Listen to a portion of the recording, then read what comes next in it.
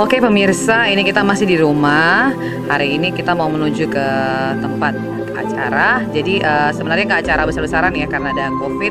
Jadi acara aja keluarga, kemudian anaknya teman-teman yang dekat, ponakan. Jadi hari ini anak saya yang kedua, Casey, ulang tahun yang ke-9 tahun. Oke pemirsa, ikutin kita ya. Ikutin kita ya. Oke, ayo.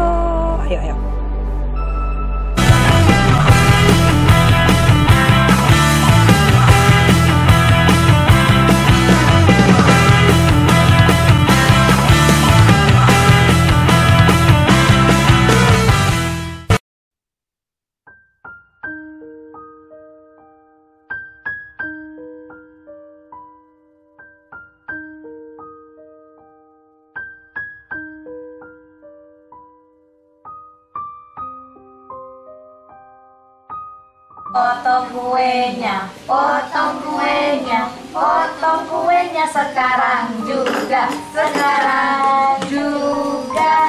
potong kuenya. Suapan pertama kasih ke mama. Iya, suap abang suap. Sekarang buat adek. Wih, adek doyan.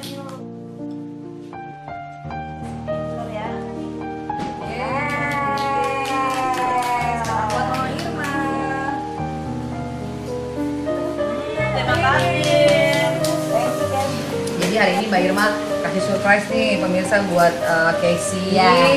Casey ulang tahun ke-9 tahun. Jadi Gibran ini berteman sama Casey dari kemarin, cuman karena COVID akhirnya mereka nih jaim nih karena udah lama nggak ketemu. Semenjak COVID udah ada setahun lebih nih nggak ketemu. Jadi malu-malu lagi. Nah ini sekarang udah mulai akrab lagi nih. Nah, Gibran tadi kasih apa? kasih apa? Overboard. Itu memang yang diinginkan sama Casey udah lama. Gitu. Jadi ya karena Casey tidak bisa merayakan ulang tahunnya tahun ini, kan biasanya tuh tiap tahun nih Mama Uci nih ngerayain ulang tahunnya gede-gedean. Nah tahun ini nggak bisa dirayain karena adanya pandemi COVID-19. Jadi biar Casey-nya tidak sedih, kita hibur lah, ya ngasih hadiah kecil-kecil dan ngerayain hanya keluarga aja. Casey senang nggak Mama Irma kasih sama Gibran ngasih itu? Senang. Bilang apa dong sama Gibran sama Mama Irma? Bilang apa? Sama.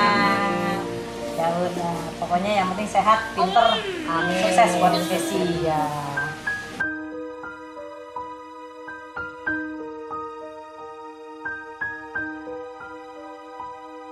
Oke, jadi 9 tahun lalu, jadi Casey itu anak kedua.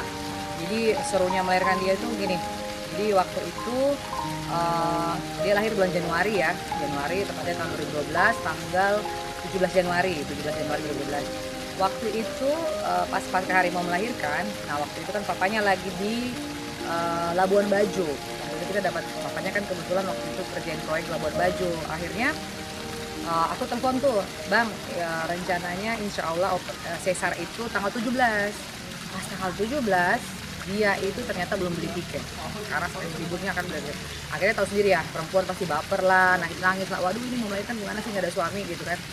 Ternyata untuk ada juga pejabat yang ternyata kursi yang dikosongin oleh pejabat itu, dia rela tuh ngasih ke suami. Akhirnya ternyata pas aku udah di ruangan operasi, tiba-tiba dia masuk. Gue pikir dokter nih kan gitu kan, tapi nggak ada juga yang beritahu. Karena kalau dalam ruang operasi itu kan pertama steril, kedua harus pakai APD, ketiga kan pasti masker, penutup kepala. Gue nggak berpikir ini laki gue gitu kan. Tiba-tiba gue berpikir kok dokter ini kok mukanya familiar gitu. Karena pemirsa itu suami saya di ruangan operasi. Gitu aja sih keseruannya.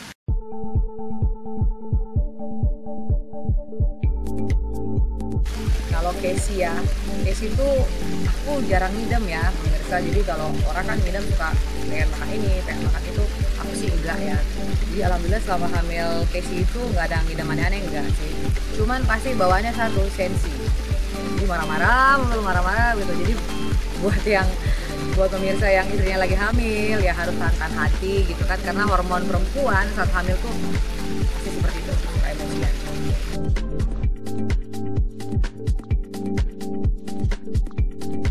Di masa pertumbuhan tuh hal terberat pasti cuma satu ya, karena mereka itu pasti sering sakit, apalagi dari anak baby usia baru lahir sampai ke 2 tahun itu rentan dengan sakit, apalagi flu ya.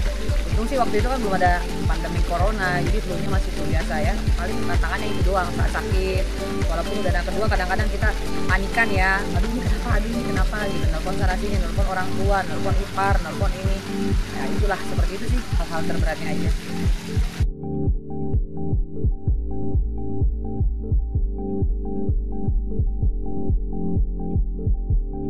Jadi untuk Kenji sendiri sih kita nggak pernah ngarahin, misalkan kayak papanya nih DJ, kemudian rapper, tapi papanya nggak pernah maksain karena anak-anak itu masing-masing dia punya passion sendiri pemirsa. Jadi kalau bagi saya khususnya ya, dan suami yang rapper DJ, kita nggak ada ngarahin, kita ikutin aja nih. Misalkan Casey sekarang nih passionnya lagi di gaming, dia lagi main-main game nih, kemudian direkam di YouTube, silahkan gitu. Kita cuma ngarahin aja, kita nggak bisa maksa hal itu nyanyi atau jadi DJ atau jadi rapper, nggak ada seperti itu.